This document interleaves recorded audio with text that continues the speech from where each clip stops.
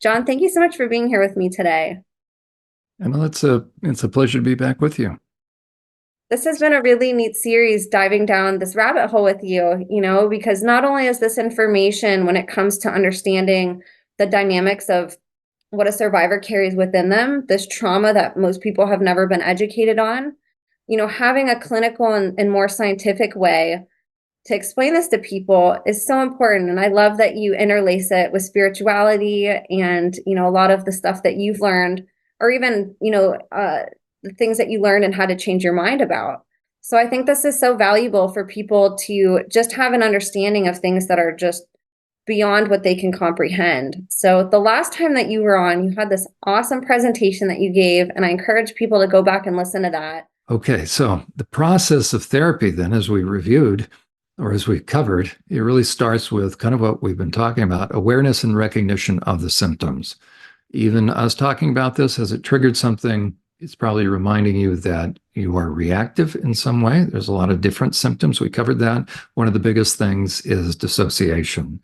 So the things to notice about yourself is, have people ever described you as, have you ever noticed that you are very changeable in terms of mood throughout the day? Do you go through periods of time where you can't recollect? You have no recollection of what happened during the day.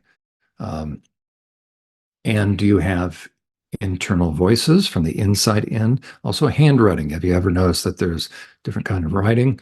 Um, do you notice in your closet, I can't talk, closet, you'll have clothing that's different style than you'd ever wear? You'd never wear that kind of stuff, but it's still in your closet.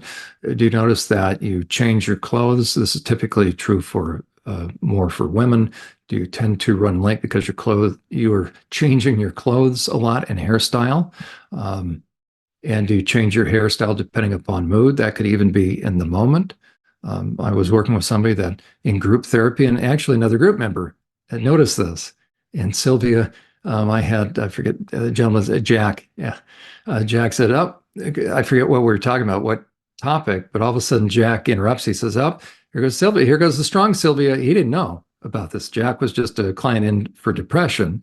So this is a multi gender group.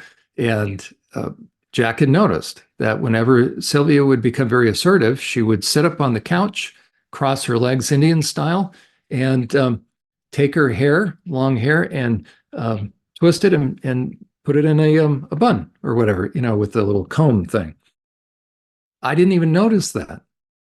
And so he noticed this ebb and flow. So when the um, powerful or assertive Sylvia would come out, her hairstyle would change. It would match. So a lot of consistency with that. So those would be some pretty good indicators. Also, do you get lost without GPS? That's different than your directionally challenged versus if you didn't have your GPS. Have you ever noticed there are times that you can't even remember where you're going and you don't even almost know why? You just awaken, you come to, and you're at a stoplight or you're at a stop sign and you don't know where you are, or have you ended up in places you don't know why? Okay, so the DSM would call that amnesic or amnestic fugue. I just think that another part is taken over and another part drove you someplace. So you look at the indicators and are you aware and do you begin to recognize those? And if so, then the next step would be risking to believe in the concept of dissociation. And that simply means part of you is, uh, for a time, you're not there. Your body's there, but another part of you has taken over. You have gaps in your memory because of that, but the part of you that was out has those memories and feelings, but the feelings have triggered probably a lot of adrenaline. You feel that as anxiety, so you have free floating anxiety. You can't identify why, but there are gaps in memory. So, short term and long term, most people, again, should be able to remember back to about first grade or age 5, generally speaking. But if you have huge gaps of memory, then that you need to look at that. Risk believing that the internal systems don't make you, or I'm sorry, internal symptoms. So the voices, also in case you see something. So oftentimes, depending upon the trauma, you will actually see parts. Right? You'll see alters, you'll see people. Okay. And that is not demonic, by the way. Now, it could at times, yeah, but we're not going to go there. For our purpose of our discussion, not only will you hear the voices, and it'll really be they're either talking to you, behind you, or above you. So they're having full blown conversations, and you find yourself either listening to a conversation between two parts, or they're really talking to you, and you're trying to maintain yourself, either responding back or not responding. And you have to risk believing that it doesn't make you crazy. You have to risk. So then the next step, so you can believe, meaning you can see the progression here that, okay, I can't explain away, I can't ignore these indicators, these symptoms, and then on the inside, I have to risk believing it's really true, and it's not me being crazy. And then I have to, and here's the big thing, as we started to talk about last time, I have to risk taking the step of communicating with the internal parts. That's the biggest beginning step. That's what freaks everybody out. Now, I'm not laughing. None of this is right, but that's right because you're now taking the step. I always recommend you start, even to right now. Okay. If you've been hanging in there with me right now and listening, right, you've already now been hearing stuff more than likely. Okay. There's a reason why you're hearing something. They're either telling you to turn the thing off or they're telling you to listen to Jon. Right? It has something to do with the content that we're talking about. Okay. And then, so don't ignore that and then begin the process of journaling. That's really the key thing. And where do you start? You're going to get a notebook, you're going to get a journal, you're going to write the question, what did anybody think about what Jon said? And now the question is, do you want a response? Now, don't worry, that's not the power of suggestion. You're going to have a response because I just said, do you want one? Because right now you don't want a response because you're normal, right? Because that may freak you out. But the question is, how badly do you want to know? Are you open to it? And what would you do if you actually found out that some part of you, because nobody will have access to this journal, some part of you actually responds in about 3 days, go back and look at the journal. What are you going to do? If you're going to say, that freaks me out, I'm not doing this anymore, do you really think they're going to respond? Because they know you better than you know them. And we have to solve that. No, not solve. Because your goal is to get to know them as well as they know you. And you have to earn their trust because right now they don't trust you because you keep going away on them. Okay. And then do you really want to know? So I just referenced that. And then getting to know the parts. So that's kind of where we left off last time. So Emma, any thoughts? And we'll bring up the chart right now. Let's do it. I just enabled screen share a couple minutes ago, so you should be able to access that. Okay. And let me go to that. So I've added to the chart even since we last were discussing this. Okay, I'm going to minimize this chart. Ooh, that's a little too. Okay, this is done on a Word document. That's about the extent of my graphics ability. So that's why the cursor is, every now and then you'll see the cursor here. Okay, so I've added a little bit of color again, differentiate in terms of background. This is ultimately your system. This is an internal system. Everybody's will be fine-tuned and different in terms of details. But generally speaking, I'm giving you, it's not that I'm giving it, but I felt compelled, and Emma, you and I together, I thought this is the right thing at the right time. Eventually I'll do some writing about this. So here is an overview of an internal system. And therapy then, the process of therapy is working from the top down. But during that process, there will be, especially way down here, if you see the little square, the little green square, okay, every now and then what'll happen, the more you go, what I call drilling for oil, so you're going to start moving towards what the truth is. It's also, if I could draw this like strata in the soil. So let's say this was a side view of a hillside or a mountain. So right here, we're up on top of the mountain, and there's been an earthquake and a landslide, and all the land fell away. I would actually draw a bunch of different strata in here. Okay. So using that idea of strata, Let's say there's a pool of oil down here. The goal is you're going to end up sending a drill down all the way down to the pool of oil, which represents pain. Okay. So you want to lance the wound. There's another example, kind of like a bone infection. So you're going to eventually start to go deeper and deeper.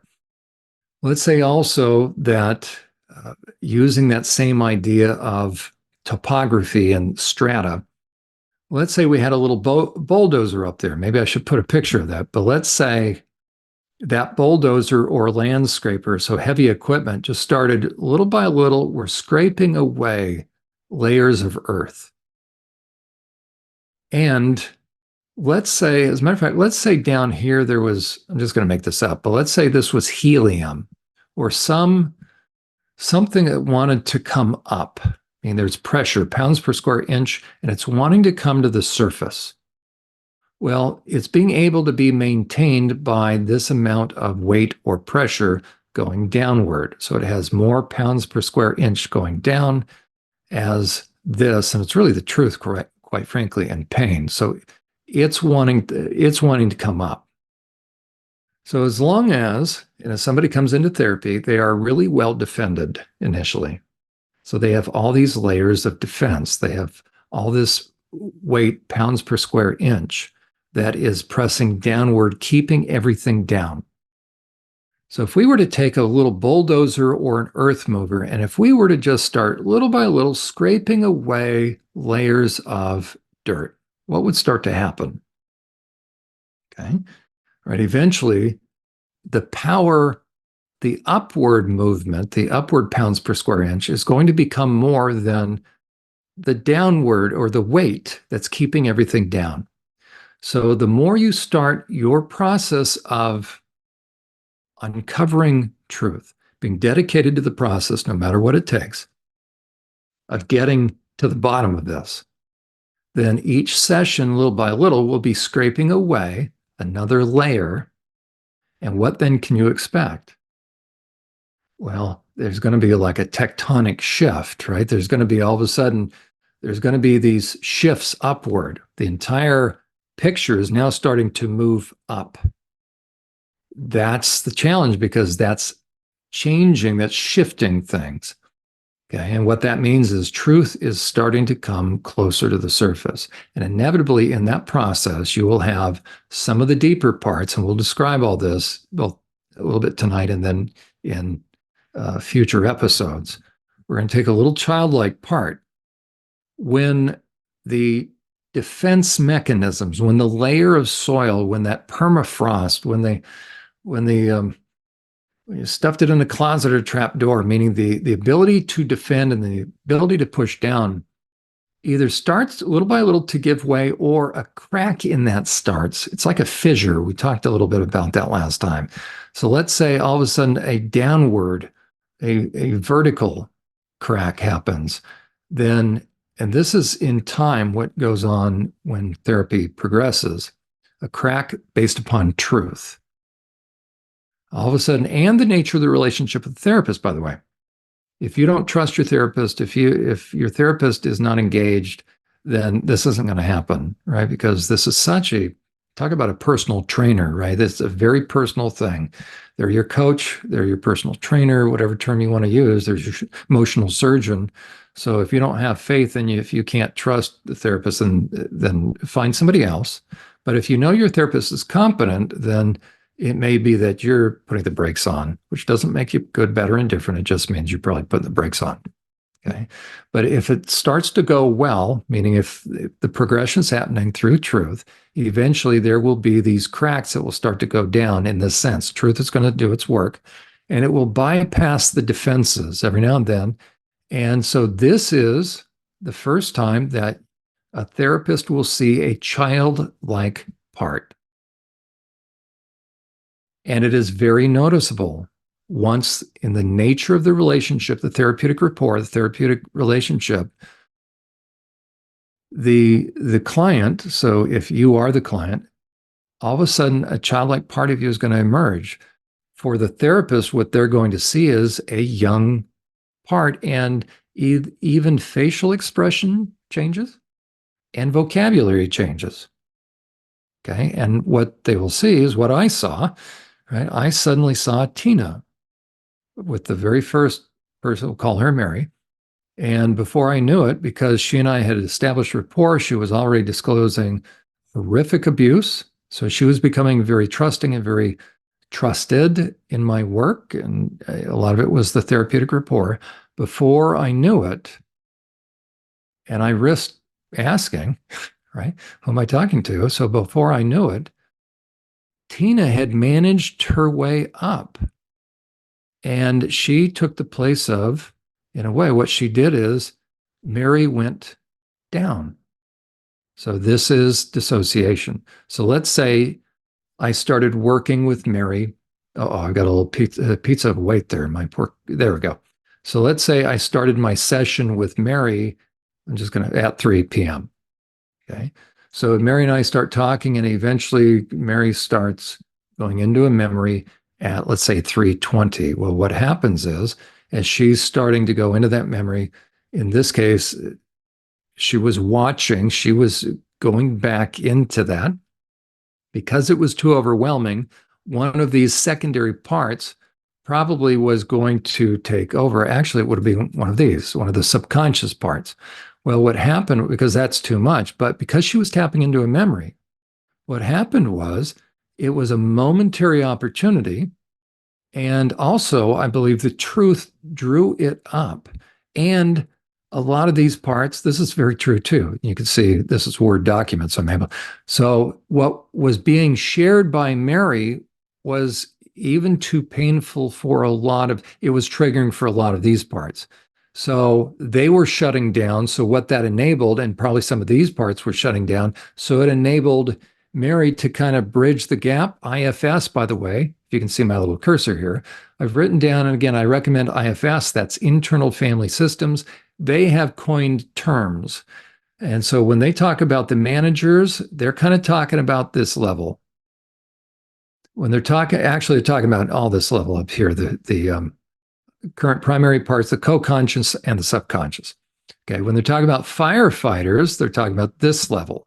Okay, and firefighters are dedicated to making sure that the wounded kids down here, what they call the exiles, and the conscious and subconscious and co-conscious parts, because this is kind of the public part. This is what keeps the person going during the day, during how to keep everything together. So the firefighters or repressed parts, their goal is to make sure that neither the top or the bottom ever connects. So that's why I called it the gatekeepers right here, primary gatekeepers. Okay. We'll go into some of these titles. But when Mary started connecting with a memory, because I think it was so fast, because she was connecting with somebody, it happened to be me, the therapist, that was very disarming because how had Mary been programmed? She was a victim of MK, Ultra, and SRA. And she had about 250 parts. So the one thing the perps were dedicated toward was what? Making sure that Mary never got close to anybody. So woundedness happened through relationship, and healing will happen through relationship. And that's why, in a way, what will be recreated in session will be a lot of the dynamics. And that's what we also call borderline personality disorder, as far as, what is it? Meaning, that will eventually manifest itself too. Why? Because the hope of relationship or to be known and being known is, this is going to sound, it's intoxicating, meaning it will pull out of me the hope. So hope against hope, but at the same time, it's so scary. So it's back and forth. Frank Anderson of IFS talks about that he's never seen a borderline personality disorder client that's never been traumatized. I concur. So I think what happens in a moment of time, as the relationship is being established, that's drawing parts upward because they long to be known. That's the one thing they've never been able to have, is a strong connection with somebody. But they also have to remember, here's part of the therapy, they have to remember that the therapist isn't your spouse or your best friend. It doesn't make it an invalid relationship. Kind of view it like a coach, view it like Gosh, a coach is probably a very, very good um, analogy. Okay. Also, they're going on safari together, right? They're, a tour guide or a safari guide. Okay. But ultimately, you don't pay a friend, you don't pay a family member, but it doesn't mean that it's just strictly professional. But you have to remember that the therapist cannot be your friend, but it doesn't mean that they won't know you the best. Okay, it's like a coach. Think about how many young people, even adults, that had a good coach, that they remember that coach forever, right? Because they played such a pivotal role in bringing the best out of them. So that is the way to view a therapist. So we're here for a reason, but we're not detached. Think about the true coach. True coach is in there. He loves the players like he loves his own kids, but the players aren't his kids. So it's a hard balance, but that's where part of the responsibility of the client comes in, always trying to remember that as close as you get with the therapist, it can't be friendship. Okay, it's like a coach. That's really such a powerful analogy. Okay, so we're here on the sidelines as therapists, meaning you're on the field of play. Let's say American football, NFL. Um, I wear the headset. I'm the coach, but you're calling the plays.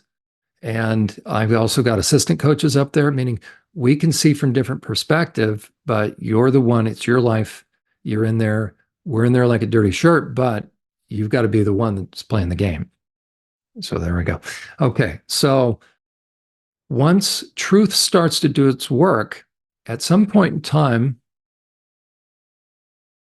probably a number of sessions, we'll think about weeks worth. So probably within a couple of months, if you have a therapist that you can trust, you have a therapist that you know understands this, then your hope, good hope, and the nature of the relationship, and will allow the defenses to start coming down. And at some point in time, as you're connecting with parts, and again, we're going to kind of focus in here on the upper parts just for a moment. I still want you to see the big picture. What will happen eventually is a part that has been suppressed, a young part that knows some things, is going to find a way. We'll use the American football analogy. We'll do an end run. So that here goes Tina. She's doing an outside run, almost like a linebacker or whatever, right? Or let's say a wide receiver. That's better. So she's zigzagging, right? And she's getting through all this, and all of a sudden, boom, meaning she pops up. And so she now is going to have a chance to talk. So what happens is that energy, as it were, causes the primary presenting person, to dissociate, to duck in. And they don't know it. So they're getting pulled in. They don't know. Okay. So now let's say the session started at 3. We hit 3:20. All of a sudden, Mary's starting to have a memory. Now the question is that starting to leak up? Probably. But at that point in time, it's sending shockwaves through the system in this sense. It's too powerful because it's information that's coming from way down in the subconscious, and it's causing almost everybody to dissociate, and except for the gatekeepers. But what's happened is it got through, and it meaning the information, but the information is emanating from Tina. And what Tina does as the 3:20 hits and the memory is starting, all of a sudden she sees the light of day. IFS calls it storming the gates. I just say it's weaving, zigzagging through the defenses, and she comes up. Okay. So if you're a therapist, what you're going to notice is there's a difference in affect and voice inflection, in intonation, in vocabulary. There's going to be a change, very subtle at first, because they don't know that you know. So Tina, is still having to try to share things without coming right out. But if you want to know as a therapist, if you sense enough, I would ask. You can say, who am I talking to? Okay. And the first time that happens, everything will go quiet for a moment because now they know, oh, the gig's up. And I'll tell you what, the entire system is very quiet for a second because now they don't know what's happened. Meaning the gig's up, Tina's out. And so, in a way, a lot of parts, especially the gatekeeper ones down here, a lot of them are hearing, especially the internal COO, is because they are the radar operator and suppressor. So Tina got by all these defenses and dropped a truth bomb in a way. So as soon as the therapist asks and as soon as Tina comes up, then as long as Tina knows that Tina is going to be accepted, then the therapist and Tina will be able to have direct communication. But this is now revealing a memory. So when Tina, it's only a matter of time. So I'm jumping ahead a little bit, and we'll talk about more about how this happens. But the first time a childlike part that's coming from the wounded kid end of things, okay? And so I just have one green square, but there will be, depending upon the amount of abuse, there will be many, okay? So I've just done one square per kind of category. So this is representative. This could be representative of many. Somebody could have many childlike parts. They typically do, okay? Depending upon when the abuse started. And then as you see here, I've got some backup ones, okay, but are there to help. But there's going to be the first one, the initial one that always wants to get help. All the others have been suffering in silence, but one is going to try to break through. Okay, as a therapist, then I'll still call her Tina. Tina becomes, you're going to establish a relationship with everybody. Frank Anderson, I differ a little bit with him. He says you don't need to establish a primary relationship with each part. I disagree with that. Okay, because every part is a part of the person. For me, when I was working with Mary, Tina and I were great friends in the sense. Tina was invaluable because Tina, everybody else, especially some of these parts, especially that part, they would call her the rat. She's letting out all the information. She's going to get them in trouble, and that's why they wanted to suppress Tina. Okay, but Tina was my primary source of information. Tina was invaluable. But once Tina finally was able to appear enough times, sometimes there's going to be other little ones. But typically speaking, there's just going to be one or two or fewer because the rest are too scared. Okay, so Tina's a brave little thing. She was only 6. Vocabulary, handwriting will change. Okay.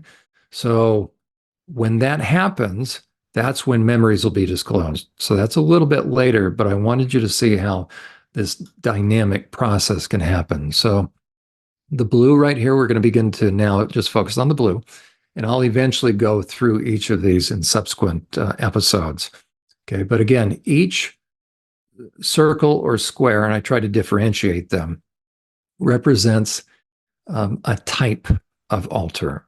Okay, and they will all are a part, and they'll all have names generally, but it doesn't have to be people names. It can be something, but each will have its own name.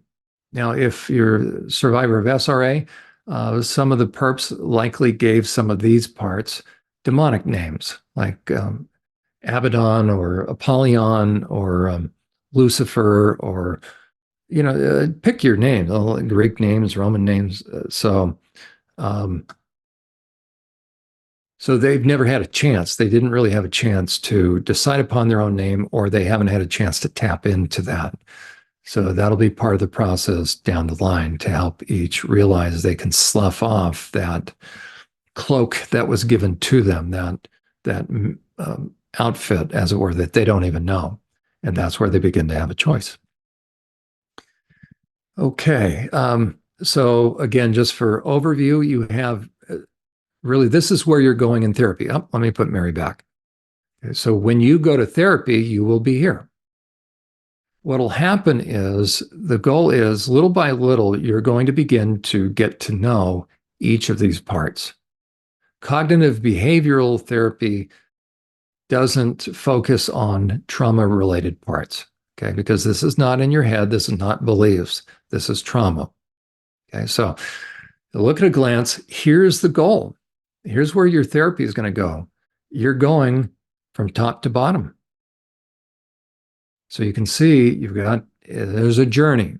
Okay. And it would be one thing if it was just you're going to get to know these different squares, or the different, squares, right? Or circles here. But down here contains the memories you've forgotten and the horror. And so you're not only going to get to know people, but that's a means to an end, because ultimately you need to know what happened and why these parts are here, why every part was created, so that you can be free and so that they can be free, so that you can eventually connect with your core part, that little part of you, the child within.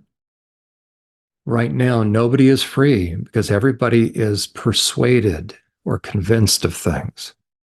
And so what you have is a lot of deep parts of you that are absolutely convinced of something. And right now, because they're enclosed, as it were, it's like they're in a time capsule and they have nothing to compare and contrast. They don't know the war is over. It's like a Japanese soldier that on the Philippines that went into that cave that got stuffed away in there, and last orders given where you defend this cave. You don't come out until you're given the order. So they're dutifully in the cave, they're dutifully in their spot, and they're doing dutifully what they are supposed to do, what they were told, but they don't realize the war is over and the concentration camp is now empty. The Nazis left. And so the threats are gone. The reality is now you can finally be free. And you're going to find out how badly you were abused and how badly you were manipulated and tricked. Okay, so that'll be really what's going to set you free. So these are parts that right now have been the old-fashioned term, and it's still an important term. It's a hard term to let it sink in. Everybody in the red and green, quite frankly, except for Tina right now, and probably some of these others, but right here. No, okay.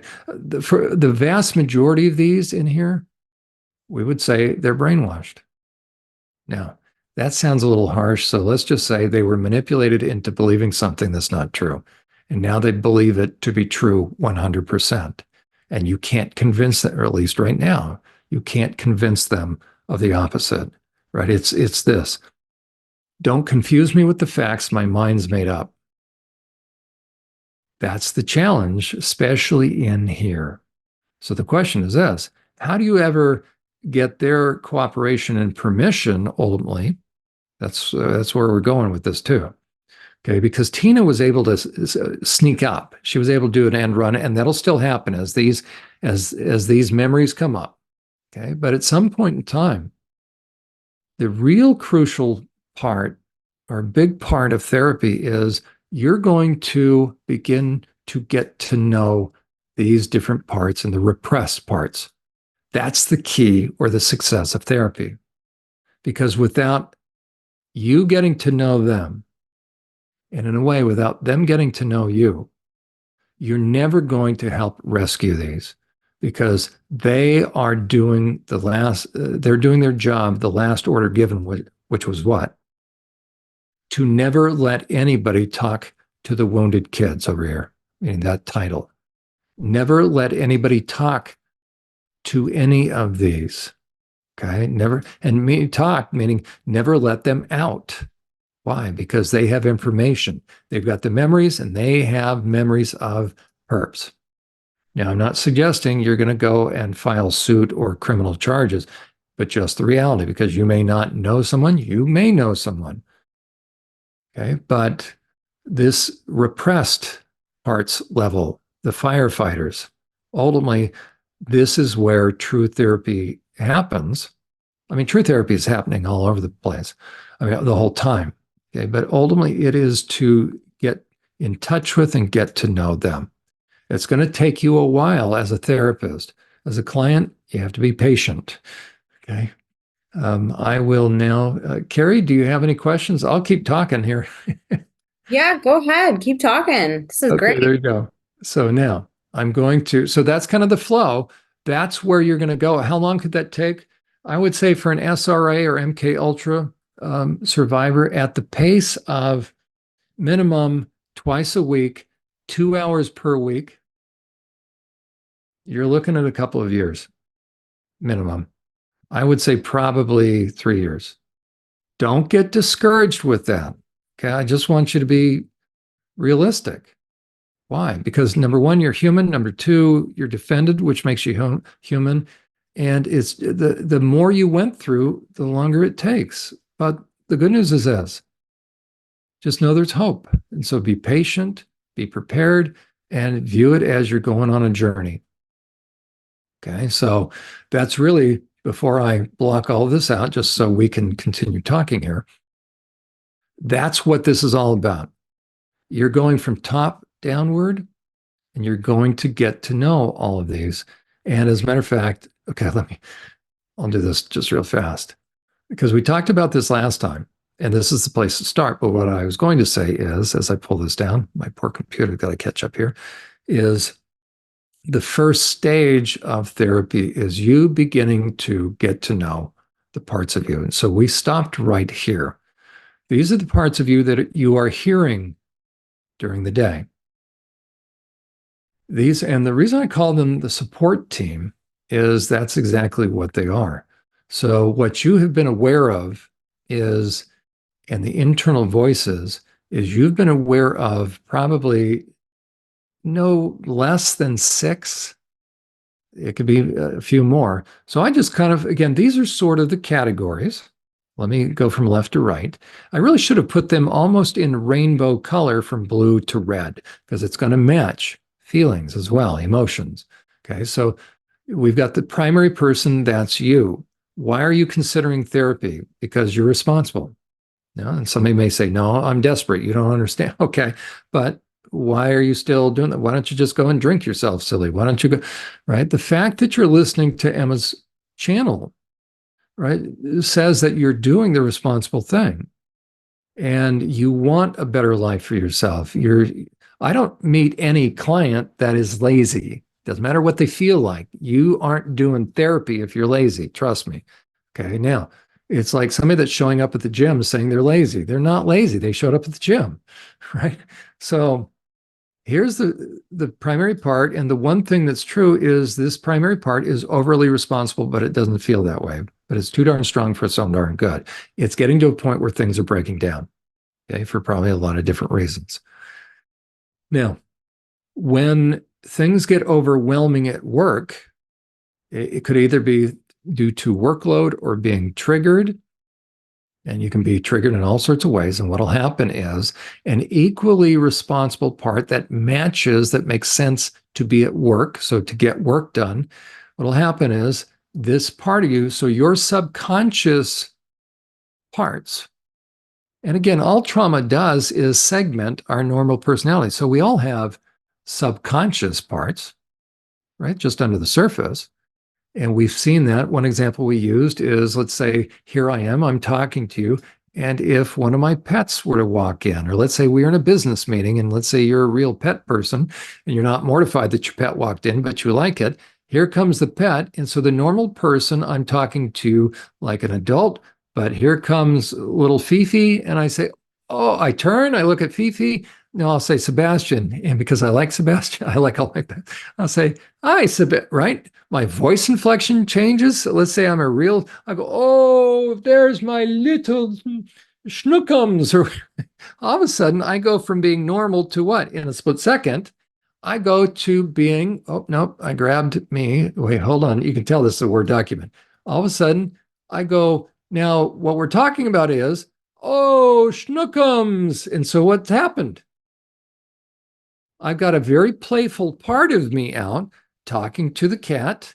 And then once I realize, okay, once cat goes out, maybe say, okay, Schnookums, Fifi, time to leave. So I take the cat, I remove the cat, and now I say, okay, now back, where were we? And so I come back out. Now it doesn't mean, because it depends upon the nature of it, would I remember, if I have parts, I actually wouldn't remember if I've gone through a lot of trauma. Now that sounds funny because here I'm dealing with the cat, but oh, I'm sorry, but that was just to show you we all have parts. Okay. Now let's say during the day, I'm going back to the issue of parts. So that was an example to show you how we each can shift, whether we're traumatized or not. Okay, so now we're going to focus on somebody that's traumatized that has parts. Um, they're getting tired and they can't keep up in the momentary for this time of the day. Okay, so a detailed part, or let's say the boss called him and said, "Hey, um, where's that report?" And now crisis hits because the person's been delaying. Okay, what'll happen is they'll get pulled in. Okay, I wish I had two mouses, but simultaneously. So the detailed part, I put a name to that. Let's say Sally or whatever name, Bill. It could also be me, or it could be myself, whatever term. Okay. What happens? So I used to think it was that if I'm the primary part, I duck in. Could still be the case, but I'm more persuaded now that. So let's say we'll say this is Sally. I'm going to give Sally this name, or for the detailed part. What happens is Sally is watching or sensing, or she's very much aware that Mary is starting to lose it. So Sally pulls Mary in. Okay, so Sally now will finish the report. What happens if something happens and Sally gets triggered, but they still have to work on the report? What do you think happens next? Okay. There's another, shall we say, work related part, for instance. And so now Sally either knows that she's getting tired, or maybe the same kind of dynamic happens. And probably the same dynamic, which is now, say, Brenda. If I can remember these names, eventually I'm going to have names. So Brenda now does what? Pulls Sally in. Oh, sorry. I didn't get up. Oh, I flipped her upside down. Okay, sorry. Okay, so there we go. So now Brenda is out. Now remember, this is the same body. Anybody walking by Mary's office or cubicle doesn't know that this internal switching has gone on. And so let's say 3 o'clock, the switching started, and now it is, she gets the report done. And now it's 5 o'clock, and now the pressure's off. And so Brenda has fulfilled her job. And so what happens? She can go back. And there is Mary. I'll just put these back in their original spot there. So now Mary is back out. Mary is amazed. She got the report. As a matter of fact, Mary may not even know. She has to look. She has to double check. She has to check her computer to see if it was sent. But here's the thing. She doesn't remember writing it. She doesn't remember completing it. And now she has to wonder, did she do it right? But she senses from the past it's always done right, but she has a gap. So again, that is what's going to happen when there is this switching part. So you can then imagine different scenarios where different parts would suddenly pull the other part in. So let's say Mary realizes that she needs to work on boundaries. I'm going to shrink. Okay, that'll be good. So Mary's been realizing that her mother has been a source of consternation, just anxiety, irritation, all that. So Mary decides, okay, you know what? I'm not going to, Christmas was bad enough, and I know Mother's Day is coming up, and I'm not going to be guilted into anything anymore. So she's taking assertiveness training courses. She's going online. She's preparing. And here comes the next time she and her mother are going to be together. And so she is ready, feels she's ready. And she's got her different interventions. And so now she and her mother get together. And it's going okay for the first couple times. Maybe mother always tries to guilt trip her into spending time with Uncle so-and-so, or a bazillion and one things, or go to church and they'll guilt trip. Okay. Meaning people want to dump knapsacks on Mary. And Mary's saying, I'm mad as hell, I ain't going to take it. Actually, this part of her would say, I'm mad as hell, I ain't going to take it anymore. But let's say Mary decides, okay, you know what? I really am going to work on boundaries.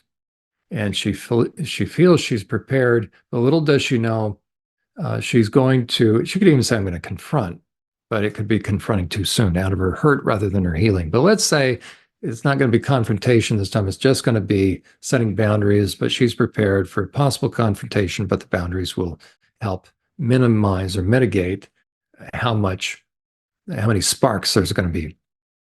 Okay, so she now is all prepared. She gets together with mother. She's doing okay until mother knows she's not getting anywhere. Like she knows there's something different about Mary. So Mary is at thanks, but no thanks. So the first couple of times, mother is surprised that Mary is withstanding the guilt trips.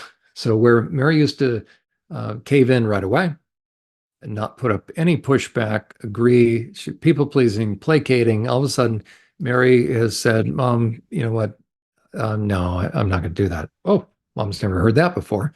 So mom is surprised, but here's the thing. Mom being a good sociopath or psychopath or malignant narcissist, she's not going to take no for an answer and doesn't believe that Mary is serious and has seriously changed, right? So Mother Gothel kind of thing. So what does Mary's mother do? She's going to turn the page on the playbook. She's going to now go to, she was, all mom used to have to do, all mother used to have to do is do first gear approach. Well, first gear doesn't work anymore, the amount of pressure. So all of a sudden, she's going to shift to second gear. She's going to turn the page to, or she's going to take out a different playbook, and now she's going to start upping the ante. Well, Mary was sort of prepared for that, and now Mary knows anticipated what mom was going to say, and she withstands the second and third attempt. Well, now mother is not going to be told no, meaning mother is not going to return empty-handed. She's going to get what she wants. She's going to place her knapsack on Mary. So now mother is going to go there, wherever there is. She's going to shift gears. Now it's third gear. Now it's a new playbook. And Mary wasn't prepared for it. It could be as simple but as powerful as mother saying, well, fine, but you may not see me again, and I'd hate to think that these are our last words together. I don't know. She's trying the guilt trip. And what happens? It's too much.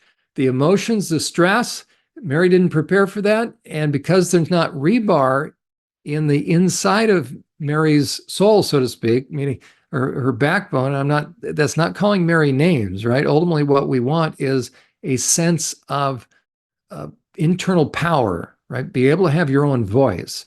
So what happens is because Mary wasn't prepared, because now mother's going at a deeper level and basically saying, well, one false move and this relationship gets it. So mother went there. What happened? It was too much. It caught Mary off guard. And so Mary is getting so worked up, meaning all the different emotions. Then what happens? The submissive part comes out to ultimately protect Mary. And what does the submissive Mary do? It gives in. And so in a way, what does mother feel? Yep, mother feels satisfied and even more empowered. And now mother believes that if in doubt, she can pull out playbook number 3. And mother's got a lot of different playbooks. Okay. So after mother leaves or after, right? Because mother's satisfied now. Okay, I knew you would see it my way, or good, fine. It's about time you see the light. And, I knew you would come to your senses, whatever any cult-like mother is going to say. And so now the agreement and mother leaves, or they hang up the phone. Now the submissive one, because the stress has come back, and now Mary comes out. But what has happened? Mary agreed to something. So I could even write under this one, we've got 2. We could either make this one the guilt-producing one, that usually pessimistic, that usually is the one that when Mary wants to start something pro-growth for herself, start to have hopes and dreams, the pessimistic one is going to come in to quash that, okay, to keep Mary from getting out of her lane, getting out of her comfort zone. Okay, so that's usually one. But I would probably say this one is the guilt producing one because, it's defensive. And that could be defensive towards other people, aggressive towards other people, or in this case, so Mary finally says what? Against her better judgment, against her druthers. She finally said yes to her mother again. And who was listening? That's right. So now, because there's no immediate threat, then we're just going to call her, what do we have so far? I'm forgetting names. Let's call her Ruby because it matches red. Ruby is the really aggressive one, really assertive one, really defensive one. Actually, Ruby doesn't know assertiveness, it's just aggressiveness. And really, it can be really mean, nasty, caustic. It has a heck of a vocabulary, right? A lot of those monosyllabic words, very definite. She doesn't play games, she doesn't mince words. Okay, so she's there to ultimately protect Mary. But when Mary can't protect herself, what happens? Then in that case, let's say if Mary were to have hung in there a little bit more, but felt a little different way, or mom conducted herself, it may have been that Ruby would have stepped in. Same concept, pulled Mary in, and Ruby would have given mother a piece of her mind. And mother would have huffed off. And then Ruby would feel satisfied. But also, here's the thing, Ruby has a love-hate relationship with Mary. Why do you think? Because Mary is viewed by Ruby as a weakling and the source of her problems. Because if it weren't for Mary, if Mary had ever grow a spine, what would happen? Then Ruby wouldn't have to jump in. But Ruby has to always do the heavy lifting. And so Ruby, in a way, dislikes all the other parts, right?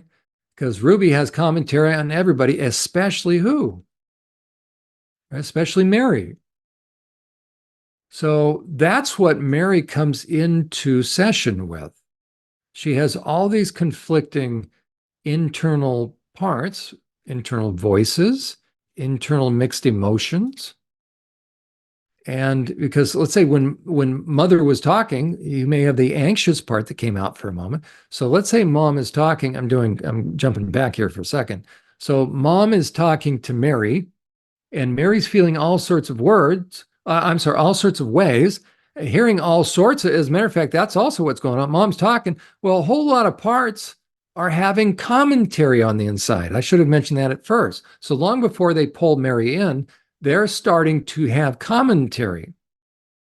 Well, let's also say the dutiful part is the part that goes to church and feels like you need to be a dutiful daughter, right? As a matter of fact, where is insert shape? So this will be a little bit easier. Okay, we're going to do the communication just for a second here. I think I did this last time, so let me do this just so people can see it. I'm going to color it. What color are we going to do this? Just for the heck of it, I'm going to do it red. Not because they're angry, okay, just so we can see it. Okay, so mom is talking to, as a matter of fact, let me do this live. Okay, you may have any questions about doing this, but this will be important. So I'm going to insert a shape already. No, here's what I'm going to do. Okay, I'm going to duplicate. So if anybody wanted to know how to make a chart like this, I'm showing you right now. So cut, paste. Nope, I don't know where that one went. But anyways, okay, I don't even know what that was about. Okay, but let's say, I don't need, okay, I need to stop. Gosh, but let's say I could make another circle over here. My computer's trying to catch up, I think. So we can make another circle. As a matter of fact, I will, right? I can't. Yeah, I can. Hold on. Bear with me. Bear with me. I'm going to move that here. I'm going to move. Nope. Okay, I'm not even going to try it. But let's say we put another circle here for mom. Okay, so mom is talking at Mary. Maybe I can do this. Okay, so here comes the threat. Maybe we'll just do that. And I'm going to enlarge. Bear with me. Everybody bear with me. Okay, so there we go. So if you've ever seen Charlie Brown, you know how you have the teacher? Womp, womp, womp, womp. Okay, so mom is over outside of our view, she is talking to Mary. Okay. As the threat or mom is talking to Mary, I've never done this live. Okay. So we have, right? It's the pressure is coming in here. Mom may be doing a little darts, so to speak, verbal darts, pressure. Then what's happening a lot and simultaneously, so we could draw additional lines. Okay. You have all sorts of parts that are talking to her. As a matter of fact, we probably should draw multiple lines all at once. So we have the submissive part that's starting to say, oh, I need to, the dutiful one saying, well, you need to be a good daughter. The detached one saying, tell mom to screw herself. I could care less. Oh, something bad. I'm getting anxious. Tell her to go screw herself. Right. So you've got all this dialogue going on that feels over and above on the inside of Mary. So Mary's hearing this either in one ear or the other, maybe in the back, or sometimes zooming overhead. Okay, so we've got mom talking to her in her ear. So this is best I can do for right now.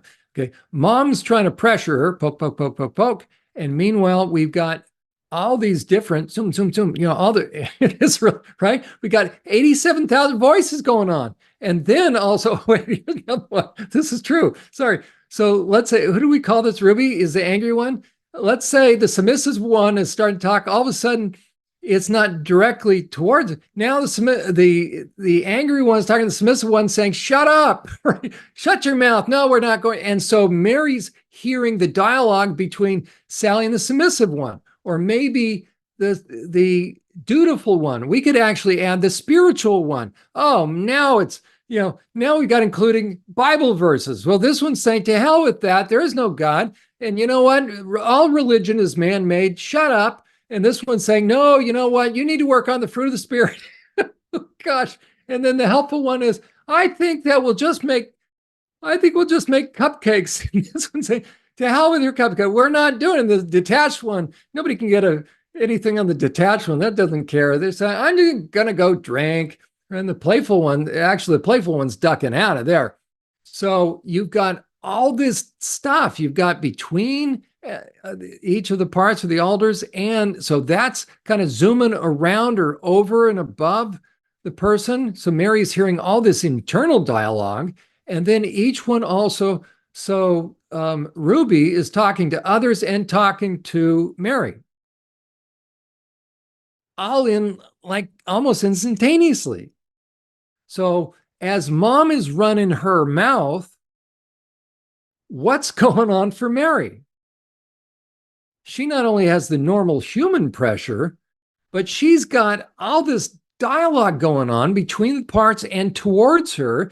And so, how much pressure is Mary feeling? And so, what does Mary finally do? Like, the anxiety gets so much that maybe what happens, so we're just going to choose one, is all of a sudden, now let me get out of that. All of a sudden, let's say a different scenario. All of a sudden, Ruby says, you know what? Damn it, get out of the way. I'll tell you, mother. And now, wait, this is going to be funny. All of a sudden, Ruby turns, this is good. Ruby starts doing what to mom? Giving it to her. Changes it. Well, Ruby feels, let's say that one worked. Okay, so I've just kind of changed the scenario. So now Ruby's firing all these arrows. And Ruby finally says, there, that's how you get it done. And so I've just changed the scenario.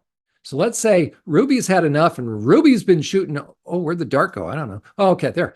Been Ruby gives it back. And everybody else now is quiet, right? Because they can't believe it. There's just stark silence. And then mom goes out in a huff. Mom's got tears, whatever. And then Ruby doesn't care, right? The detached one says, I don't care. I'm going to go drink anyways. Okay. Now the submissive one has all sorts of guilt. The anxious one is, I don't, no, there's going to be a curse as well. And I didn't honor my mother and father. The playful one is saying, oh, sorry, here's a playful one. This is a bad day. I just want to go play. These two are mortified, quite frankly. And now they've got all sorts of shame and guilt. But now when mom slams door, it gets off the phone. Good. Stress is gone. Problem is gone. And Mary comes back out. Does Mary even know Now we're kind of doing more. This could be also more unconscious, but let's pretend that there still isn't. Mary hasn't learned about co-consciousness. She's not at that stage where Mary is aware of them. Okay, that's the defining difference. So right now, these lower parts, see, every part can see themselves, it knows themselves, and the next levels up. So right now, Mary is consciously unaware other than the voices. But when she gets pulled in, that's the amnesia, as it were. That's the dissociation. So she got pulled in very dramatic fashion by Ruby. Ruby is feeling very satisfied. But when Ruby was out, neurochemically, what does Ruby have? Well, she has all the anger. When you are angry, you're producing adrenaline. Adrenaline feels like anxiety. That's what we call anxiety. So in the body, there's been a release of adrenaline, which makes you feel what? Makes you feel anxious. So we have Mary, who isn't aware of the last thing she knew. She was talking to her mother, but she's looking around and wonders where mom went, or looking at the phone, and the conversation ended. So Mary knew the start of it. She doesn't know how it ended, but all of a sudden, Mary feels what? Mary feels, whoa, we've got well, she's feeling anxious, number one, because of the adrenaline, but now she starts to hear. So that's probably a better way to put it. She feels anxious, but now that it's calm, we could go back to the communication now. Now there's going to be a lot of silence from some of these. Detached doesn't care. That's just to help numb out, quite frankly. She cares, right? But this is the one who will always, if she overpowers things, she's going to go on a binge, or she's going to everything. I mean, any kind of compulsion or addiction in a way. Okay. Or she's going to eat herself silly. She's going to smoke a bunch. She's going to, right, to where she just doesn't care. Um, or the playful one might come out. I'm sorry, I was trying to grab the move the playful one. Okay, so once Mary comes back out, and Emma, I'm aware of the time, so maybe this will be enough. It's kind of a review from last time, and we didn't start to, but hopefully that was helpful. And next time we'll jump into more of it. Okay. Um, so Mary now is left with having an awareness that mom and I were having a conversation, but the last thing I know, or the last thing I remember is, okay, so now there's a gap. And she just has a feeling because the last time this happened, it didn't go well because she wants to follow up with mom. Or let's say she's not following up with mom. Maybe Mary says, oh, and what happened there? I don't even know what that. So something new. What does that say? Something. I don't know. Maybe I ended up. Oh, that was from a previous. Okay. No, Department of Corrections. Nope, we're not going to put Mary in prison. I don't know where that came from. Well, let me get rid of that. I don't know where. Wow, isn't that funny? Okay. But anyways, so okay, so there's Mary again. So that's the dutiful Mary up here. So all she knows is this.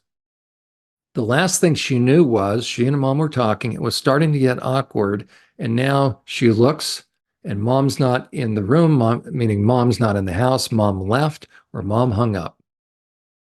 So Mary has a sense that things may not have gone well because whenever that's happened in the past, things didn't go well. So Mary has a choice. Mary can either buy time, pretend it's nothing bad happened, and just wait it out, or she can double check. Let's say she decides to wait it out. Wait what out? Wait for mom to call. Well, the longer she waits, the more time goes by. Now she has a sense because mom usually calls by now.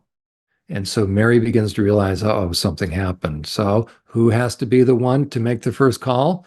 Okay, and this is where part of the problem happens, right? And who does that tick off on the inside? That's right, Ruby, because Ruby's saying, screw it, don't call her. You don't need to call her, but that's internal communication. So Mary calls, Mary hears now what happened, what came out of her mouth, her lips, but it was really whose words, right?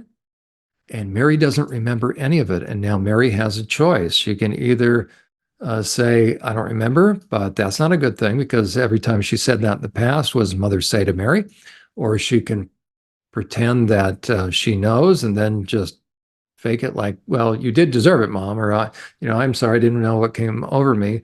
Or she can try to tell mom, I never said that. You're crazy. Okay, one of three options. But mom has known her long enough and vice versa. So it usually is going to go back into a cycle. It's usually Mary that's going to apologize. So this is a never ending cycle. And the question is, how has that been going for you? So the only way for this to stop, for Mary to stop feeling guilty, for Mary to stop losing track of time. Now, at first, it's still going to happen as far as losing track of time, is to find out what's been happening. And that's, again, getting to know the parts.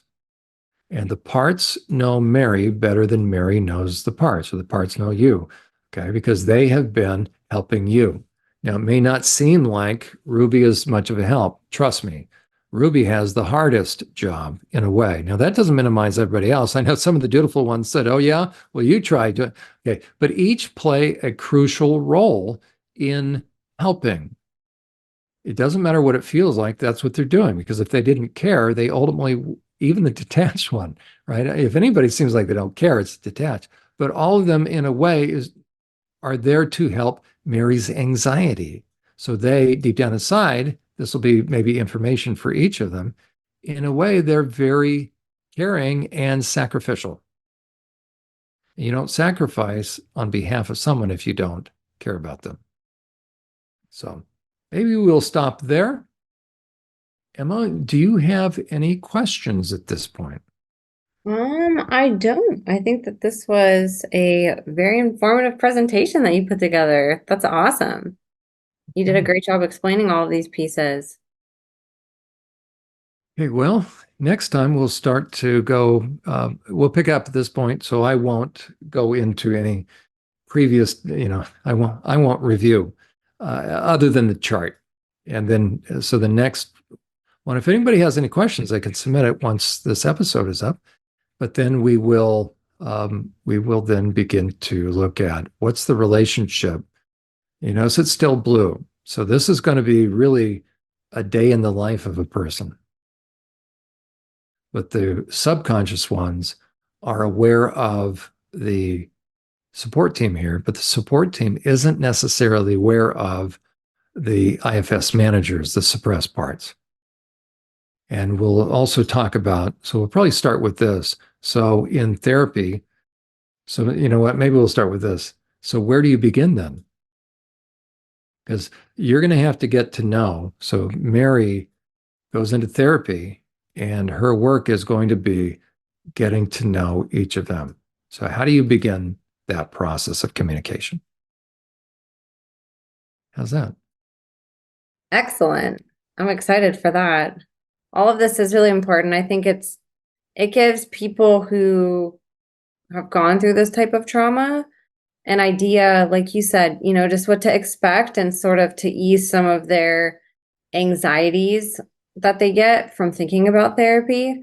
And also to discern when they finally do, or if they do go seek that route, to understand better what their therapist should be looking for or doing with them and sort of like what the goals are versus going in kind of blind and maybe, spending a certain amount of time with one therapist just to find that it doesn't work and then going to the next one. I think this can also give tools in people's toolbox to help find a good fit quicker, faster, Yeah. by understanding what questions to ask, what to sort of look for, what to understand about your therapist. You give great information about a couple of things to look for, credentials and, things that they should be aware of. So I really appreciate you presenting on this information because I think from all angles, it's very, very helpful to people who listen to help understand this process, whether you're a survivor or whether you're an advocate or somebody, wanting to learn. These visuals and this breakdown is really, really helpful. Well, we're just getting underway as far as now we'll pretend everybody's starting therapy and what's it going to be like? Where do you go from there? Yes, absolutely. Is there anything else that you wanted to cover today? I think that'll do it. For but the mind can absorb only what the body can tolerate and listen to. So everybody, if they've still been with us, then they probably had enough at this point in time. That's so true. I wanted to bring up your, unless you have it up right away, your website Well, the and websites, I don't. I could if you want, but okay, here we go. You want to tell people where they can find you and go. There's well, kind of three primary or three sites. One primary site that is SurvivorSupport.net, and that has a lot of information about trauma and about parts, and it gives a lot of scientific information about it as well as very practical things. Under the Insights tab, it's going to give you a lot of my, I call it soundbite curriculum, little thoughts, a lot of which was posted online. That's kind of how I use social media, quite frankly, as ways of prompting and provoking thought, not provoking just seeing sparks fly or challenging people for the heck of it. So under Insights, you can see how it progressed. Originally, I just wanted to put how someone can begin to understand trauma, but then I thought, and then you can see the hindrance to healing and then emotion. Then I thought, you know what? They also then need to know about the toxic people. And then it progressed from there, family dynamics, and then characteristics of manipulators. And then I thought, you know what? I'm going to let people know from my work with uh, inmates, work with predators and perpetrators. And that's where the rest really developed from. There are a few tabs down there you can see about the trans movement. I'm not anti-trans. I want people to understand. Next to churches, churches are the number one hunting ground of predators. The trans movement is number two. So people need to be aware that there are more sharks per square inch in the trans movement just next to churches. There's a lot of sharks in churches. So if you are in the trans movement, you're swimming with sharks. It's as simple as that, because without porn and its influence and those that are using it to groom people and they're dumbing down your intuition, they're going to sexually groom you. And that's why they're going to, and therapists as well. It's diabolical. I've heard too many examples of trans therapists actually manipulating and sexualizing clients. And some even moved in with their therapist. It's just, and it's not the client's fault. And by the way, if that happens, you need to report your client. No therapist should be having sex with a client. Okay, it's not the client's fault. I just want everybody to know. Every therapist knows it is against their licensing, against ethics, and it is potentially illegal. Okay, just like a teacher should not have sex with students. Okay, there's a power differential. So it is against licensing ethics and parameters and again illegal. So if your therapist has sexualized your relationship, and I'll just leave it at that, but certainly sex, anything sexual, you need to report them. You need to realize you're being used because the therapist should know better. Okay, I'm not saying that two people, because it's a very intensive process, but there are parameters. And I forget, each state has a time frame that, let's say a therapist and a client really do fall in love. Okay. But I think the therapist has to stop working with the client, and then there has to be a number of years that go by before a relationship can be established. And that's really important. And that doesn't mean that the therapist should continue communicating. So if it's real, then it will last a number of years. And then somehow you two can, get back together or get together. But I forget what number. I think it's a minimum of 2 years. Okay, so it's really important. So I sort of digress with that. But I recommend for any kind of healing under the podcast tab, that's the podcast that I do live on Friday nights, 8 to 9 p.m. On the homepage, there's a link. But right now, I'm doing a series on forgiveness. I recommend everybody watch that, not because it's me, and it'll all link to, YouTube. And so what I've done is I've organized that on my YouTube I'm sorry. I've taken all the ones that pertain to the journey to healing and organized those on the website. So if you don't want to have to bother watching any of these, but you'll see all the different topics I cover on here. And there's my first try at those little brief videos, and I thought I don't even want to spend time. So it's very funny, the shorts or whatever they call those. But Yeah. you can see intermixed in this, you'll see some of the journey to healing ones, but then you'll see the other one, the blue and the red that look like a news broadcast. That's the other site, Unmasking the Trans Movement. And that's a great resource. I think it's being really shadow banned because that is a no nonsense, really fact based, fact packed um, site for people. So unmaskingthetransmovement.com or the YouTube by the same name. So those are those. And then the last one, yep. So there's Unmasking the Trans Movement. And again, YouTube by the same name. And then the last site is Church Protect, all scrunched together, churchprotect.org. And that's my training site. So there's myths and truths. Insights tab is really just me screenshotting what I've been doing on social media. And that has a lot of it is training oriented as far as helping educate people. The very top little sub tab, when called to do hard things, that talks about when I was a whistleblower against the Department of Corrections in Pennsylvania. You can read about that. And then under the Truths tab, that is where my own research is put. I don't have peer reviewed academic yet. I have peer reviewed professional at the highest levels of the Department of Corrections, plus even a professor from Stanford. So if you scroll down a little bit, I'm really pleased with this one right there. So Leanne Williams was kind enough. So she's with Stanford. So that's pretty good academic review right there. So she's a director and professor of the Center for Precision Mental Health and Wellness. So that was neat. And then Judith Riesman and I worked together. She gave kudos. So, but as someone continues to scroll down, you'll see a lot of, and depending upon the device you use, if you use a phone, you won't see words over on the side. I use a PC all the time, and you click on one of those, the whole screen will scroll, and it'll take you to my research, sort of, unless it's broken, but it should. And intermixed or interspersed will be emails. You may want to try one of the other little buttons. Let's see if it scrolls automatically. It really should. Okay, there you go. Don't get seasick then when it scrolls. There you go. And each one of those, by the way, I have one of my charts under each of those.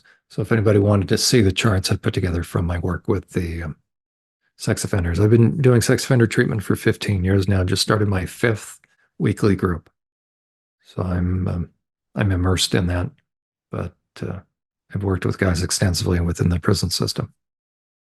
And then I have a blog. It's SurvivorSupport.us. I haven't been able to add to the blog in a while, but it still has a lot of intensive stuff there. And that'll be a link there, right there. It's ordered under this tab. It's ordered by frequency of clicks. So the rest, what you'll find, has to do with predators, right there. So those are all resources. These are all labors of love, quite frankly, because I really want people to understand, the harms that psychopaths and sociopaths and narcissists do, and how best to heal. So those are the 3 sites: SurvivorSupport.net, ChurchProtect.org, and Unmasking the Trans Movement, and then the blog SurvivorSupport.us. And don't forget Twitter. Oh, Twitter. There you go. Yep. You probably see I'm slowing down a little bit because I'm trying to organize my life, because I'm starting to get ready to do some writing. Yay. It's First, tough keeping up with a lot of platforms. It really is. It's something I struggle with. I can't do it. Oh my gosh, it's really hard. I can't do it. Yeah. I was gonna say I really commend you for, all these different projects that you do, because man, it's tough to keep up with just one, and you have all these different topics and all these different types of people, and it's awesome, but I don't blame you for, it's hard to keep up with all of them when you don't have a whole team working for you helping manage That's right. it. I'm working on solo. Yeah. That's right. Yeah, that's right. I Well, appreciate it, Emma, Jon. it's a pleasure. It's a pleasure working with you, meeting with you. Same. Yes, As we're doing same. this series here. It's terrific, and it's so good for my audience. This is a topic that it's heavily requested and needed. We're learning about these stories. The testimonies are giving us the information on what sort of happens behind the scenes firsthand, but we also need to understand how to heal. We need solutions, and we need the antithesis of destruction and abuse and perpetration and mind control. We need people on the other end of that teaching how to reverse engineer all of that and to redefine who we are as humans, and actually learn about our bodies and our minds. So I thank you for your work out in the field, being on the battlefield every day. I know that you're not always liked by perpetrators who want this all covered. You go against the grain in a lot of ways, and I commend you for that, because it's not an easy task. You don't have to do any of this. You could have easily just kept it private, or even not ventured down this route like a lot of people in your shoes. So I thank you, Jon. You're very courageous, you're very brave, and we have a lot to learn from you, whether you're a survivor or on the therapeutic end. So I appreciate you coming on. Well, welcome. I look forward to continuing. Absolutely. And for people listening, I will have all Jon's links in the show notes. I have a playlist for Jon. He has been a regular on the show now, so I have all of his episodes together for you in one file. I will have that in the show notes also. I encourage you guys to go dig into those episodes, go back and re-listen to this. I know it was a lot of information. Jon's episodes are some that you can go listen to over and over again, and pick up new things every time. Check out his channels, his YouTube. As you saw, tons of videos, hours and hours and hours and hours of content for you guys for free. Same thing on his website if you prefer reading and like that route. He has amazing blog where you guys can find tons of information there. The insights tabs, like he said, go through tons of different topics for you. Again, hours and hours and hours of free content. So go support Jon. Go follow him across all platforms. Follow him on Twitter to keep up sort of with the day-to-day, what interviews he's doing, what he's posting on his channels. You guys can keep up with his day-to-day operations there, and then check out his channels for stuff that you can take your time on. So please go connect with Jon, you guys. I'll have all of my links in the show notes as well. I appreciate you guys so much for listening as always. Thank you guys for hanging out. Thank you guys for your voracious capacity to learn and your passion for learning about these hard truths of the world. That again is something people turn their backs to a lot. So we really appreciate you guys hanging in with us and your curiosity and your passion to learn. Connect with us. Thank you guys for listening. God bless you, and we will see you next time.